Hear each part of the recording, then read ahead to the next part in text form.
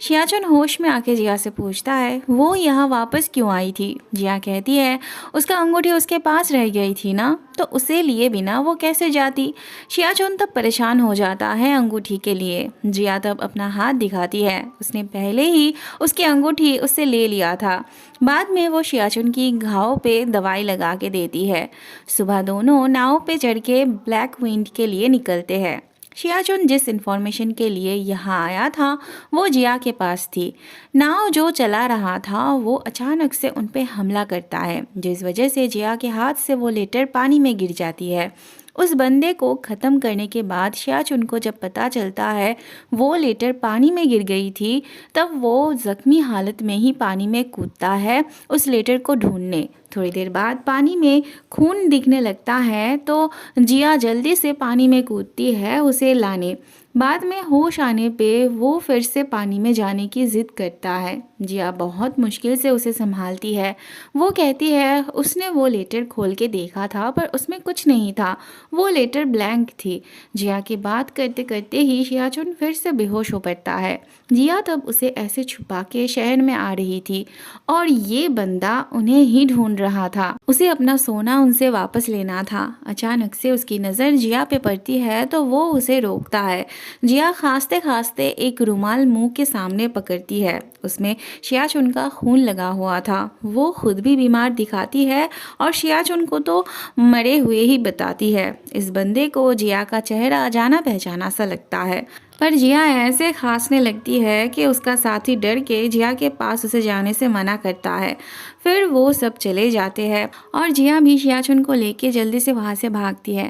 रास्ते में इसे उनके बारे में ख्याल आता है, पर वो जब तक वहाँ पहुँचता है तब तक वो दोनों वहाँ नहीं होते हैं। उनके वहाँ से जाने के बाद जिया वहीं से बाहर निकलती है। उसे शियाचुन के लिए दवाई का इंतज़ाम करना था, इसीलिए अकेले ही निकल पड़ती है, पर रास्ते में ही पकड़ी जाती है। फिर तो शियाचुन को आके ही उसे बचाना पड़ता है, पर इस हालत में भला वो भी कितना लड़ता। जिया भी उसे प्रोटेक्ट करने की कोशिश करती है, पर कितना ही कर पाती। वो जब हार जाते हैं तब शेन अपनी आदमियों को लेके उन पे हमला करने आ जाते हैं। ये तब भागने की कोशिश करता है, पर बाईचोंग के हाथों उसे भी मरना पड़ता है। उसके बाद वो शियाचुन को जल्दी से घर ले जाता है। अगले सीन में हम देखते हैं शियाचुन जिसके लिए काम करता था उसी के आदमियों ने शियाचुन पर हमला करवाया था। उन्होंने ही वो सारा सोना छुड़ा लिया था इसके कहने पे। पता नहीं ये कौन सा डबल गेम खेल रहा था। वहाँ जिया शियाचुन के पास ही बैठी थी। उसे होश आने पे जिया उसे अच्छा फील करवाती है। बाद में वो कहती है आखिर वो लेटर खाली क्यों थी, कौन उसे फंसाना चाहता था। शियाचुन को भी जिया की बातों पे पॉइंट लग रही थी, पर उसने बाईचोंग की सीक्रेट जगह पे देखा था सारे पेपर्स ब्लैंक थी, बस आग के पास ले जाने पे उनमें क्या लिखा था वो देखा जा सकता था। उसे लग रहा था अगर वैसा कुछ हुआ तो। सारी चिंता को साइड में रख के वो जिया से थैंक्स कहता है उसे प्रोटेक्ट करने के लिए। दोनों किस करने ही वाले थे, पर ऐसे वक्त पे बाईचोंग आ जाता है। जिया शर्मा के चली जाती है और बाईचोंग शियाचुन से बात करने बैठता है। रात में शियाचुन इससे मिलने आता है। ये फिर से शियाचुन के लिए कंसर्न दिखाने लगता है, पर शियाचुन को कहाँ पता था कि उसकी इस हालत की वजह यही था। इसका मोटिव क्या था उस बारे में हमें थोड़ा सा पता चलता है। दरअसल ये अपने भाई को देशद्रोही साबित करके खुद राजा बनना चाहता था। उसके इस प्लान को सफल करने के लिए वो शियाचुन को यूज़ कर रहा था, पर वो देख पा रहा था शियाचुन धीरे धीरे जिया के लिए वीक पड़ते जा रहा था। इसीलिए वो उसके दिमाग में भर देता है कि उसके इस वीकनेस के बारे में अगर दुश्मन को पता चली तो वो जिया को नहीं छोड़ेंगे, और ऐसी हालत में क्या वो अपने मिशन से हट जाएगा। शियाचुन को इस पे शक होने से पहले ही ये अपनी बातों से उसका ब्रेन वॉश कर देता है। शियाचुन भी इससे वादा करता है कि जिया उनके मिशन के बीच नहीं आने वाली। वहाँ जिया बाईचोंग से शियाचुन के बारे में पूछती है, पर उसे भी नहीं पता था कि वो कहाँ था। तब जिया को ख्याल आता है कि शायद उसने फिर से गलती कर दी। शियाचुन शायद अपने मिशन के लिए निकला होगा।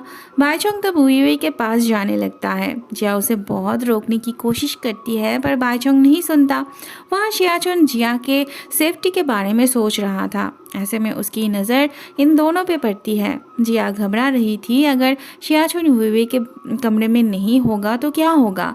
वे भी शियाचुन के होने के बारे में इनकार करती है, पर भाईचोंग को ये अपनी आंखों से देखना था। एक हिसाब से वो उसे जिया के सामने फंसा देना चाहता था।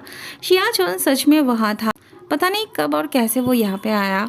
जिया तब शियाचुन पे गुस्सा होने लगती है। भाईचोंग उनके बीच झगड़ा लगा के खुद चला जाता है। उसके जाने के बाद ही जिया अपना एक्टिंग बंद करती है, पर शियाचुन आज डिनाई नहीं करता। वो जिया से कहता है उसे वीवी के साथ रहना है। वो सच में उसके पास आया था। वो तो जिया को डिवोर्स पेपर भी देता है, पर जिया को उसकी एक भी बात पे विश्वास नहीं था। उसने इतने सारे ड्रामास देख के रखे थे जहाँ से वो एज्यूम करती है कि शियाचुन उसे प्रोटेक्ट करने के लिए ही उसे खुद से दूर कर रहा था। बात तो सही थी, पर शियाचुन ऐसी एक्टिंग करता है कि लास्ट तक जिया को मानना ही पड़ता है। शियाचुन की वजह से वो आज बहुत हर्ट हुई थी। वो भी उसे डिवोर्स देने के लिए राज़ी हो जाती है। जाने से पहले वो उसे थप्पड़ मार के जाती है। शियाचुन को भी बहुत दर्द हो रहा था। अगले दिन जिया ब्लैक विंड के घर से निकल आई थी, पर शेन उसी के साथ रह के उसे प्रोटेक्ट करना चाहता था। जिया को लग रहा था ज़रूर शियाचुन ने उसे ऐसा करने के लिए कहा होगा, जो कि एकदम सही था, पर शेन इस बात को डिनाई कर देता है। जिया को अब बाहर अपना रेस्टोरेंट खोलना था, तो वो इनका दुकान भाड़े में लेना चाहती थी। जिया पहले भी यहाँ आई थी, पर तब इन्होंने कम रेंट में देने से मना कर दिया था। आज शेन के आने पे झट से काम हो जाता है, क्योंकि बाद में शेन उन्हें अलग से पैसे दे देता है। जिया को अब लोग चाहिए थे काम के लिए, ऐसे में ये दोनों चली आती है उसे मदद करने। फिर जिया अपने रेस्टोरेंट की ओपनिंग करती है। वहीं से डिंगशी और उनके आदमी जा रहे थे। नया रेस्टोरेंट देख के वो खाने आते हैं। फिर उन्हें पता चलता है कि वो जिया का रेस्टोरेंट था। डिंगशी का साथी उसे बताता है कि जिया का डिवोर्स हो चुका है, तो अब वो एक चांस ले सकता है। डिंगशी को प्यार करना नहीं आता था। वो जिया की हेल्प करने की जगह उसका नुकसान कर रहा था। उसके दुकान से कस्टमर भगा रहा था। फिर उसका साथी उसे समझाता है कि अगर वो ऐसा ही करता रहेगा तो वो जिया का दिल कभी नहीं जीत पाएगा। तब वो थोड़ा कम गड़बड़ करने लगता है। अगले सीन में हम देखते हैं ये दोनों नहा रही थी, तब कोई इनका कपड़े चुरा लेता है। उसे ही पकड़ने ये सब निकले थे, पर वो सब तो उसी के जाल में फंस जाते हैं। ये काम इस बच्चे का था। वो तो बड़ा कुछ कर देता अगर सही वक्त पे शियाचुन नहीं आ जाता। बाद में ये शियाचुन से कहता है कि वो उसके दोस्त का बेटा था। उसका पापा उसे बहुत अच्छा दोस्त मानता है। शियाचुन कुछ जान पाता, पर उससे पहले ही ये लोग चले आते हैं और वो डर के अपने बैग में से एक जानवर निकालता है जो टू को काट लेता है।